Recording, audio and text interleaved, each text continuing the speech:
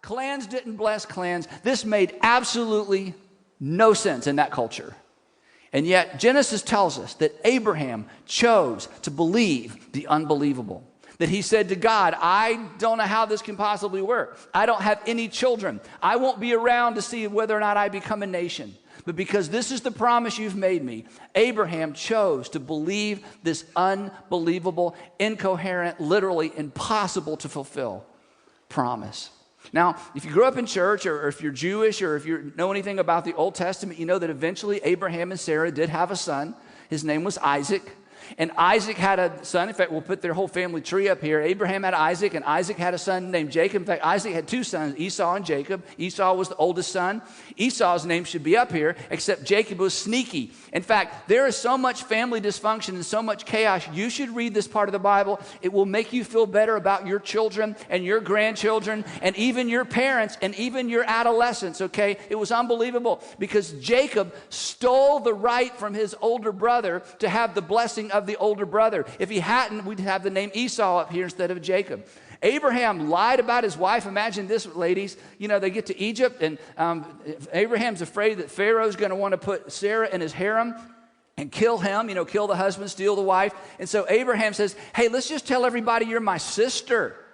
This is the guy that God chose to bless the entire world. There's so much dysfunction. There's so much chaos. Well, eventually, Jacob has 12 sons.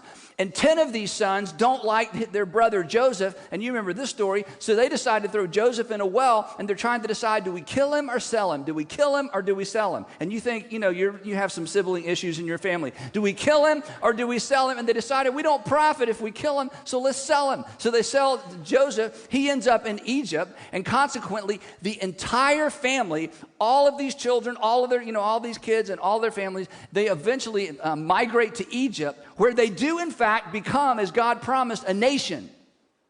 But they become a nation of slaves. And for several hundred years, the people who came from Abraham, that God was supposed to bless the world through, live in Egypt as slaves, a slave nation, not feeling very blessed, and certainly not in a position to bless anybody else. And after hundreds of years, and this is the part we can't imagine, because the story, the promise of Abraham was known to these people. Father Abraham, perhaps they talked about. You know, God promised Abraham we would be a nation. Now we're a nation. And the kids are like, yeah, but we're a nation of slaves. And God has promised to bless the whole world through Abraham and through this nation. They're looking at each other thinking, well, that part of the promise can't possibly come true. And then God sent a deliverer, Moses. And without telling you the whole story, perhaps you know enough to know that by the time Moses got finished with Pharaoh, and by the time Moses got finished with Egypt, nobody in Egypt was feeling very blessed by the descendants of Abraham. And then they make their way across the Red Sea, and they make their way into the promised land, into Canaan, into the land of Canaan.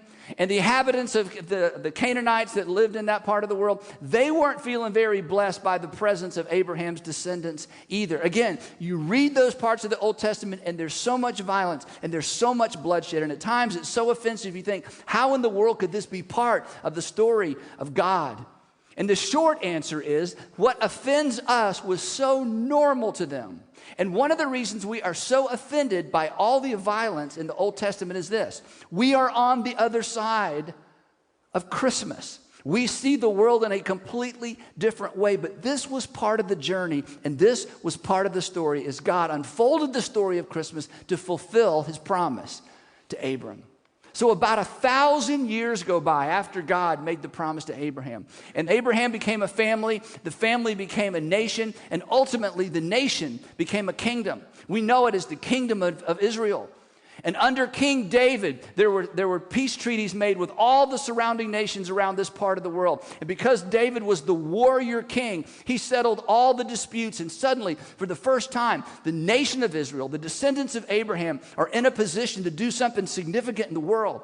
David is followed by his son Solomon. Solomon was extraordinarily wise. Solomon was the builder king. And Solomon just expanded the reach of the nation to such a degree that people from all over the world would come to see the wonders of Solomon's construction and to listen to his wisdom and to sit at his feet. And for the first time, it looked like Israel may be in a position to be a blessing.